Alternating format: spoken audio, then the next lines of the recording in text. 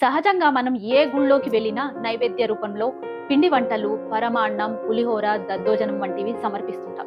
అయితే ఈ ఆలయంలో అక్కడికి వచ్చే భక్తులు నైవేద్యంగా మద్యాన్ని సమర్పిస్తారు.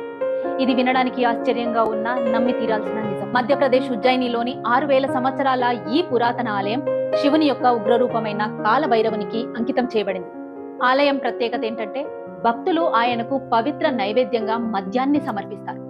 ఆలయంలో మద్యం సమర్పించడం ఇతరులకు విచిత్రంగా ఉన్నా అక్కడి వారికి అదొక ఆచారంలో భాగం. అందుకే 2013లో అక్కడి ప్రభుత్వం ఏకంగా మద్యం దుకాణాన్ని తెరిచింది. మరొక ఆసక్తికరమైన విషయం ఏంటంటే దేవుడు ఆ మద్యాన్ని స్వీకరించడం. అక్కడ పూజారి పూజా సామాగ్రితో పాటు మద్యం బాటిల్ కి కూడా పూజలు చేసి కొంత మొత్తాన్ని గిన్నెలో పోసి దేవుడి పెదాల వద్ద ఉంచుతాడు. అయితే విచిత్రంగా ఆ గిన్నెలోని మద్యం కాస్త కనుమరుగవుతుంది.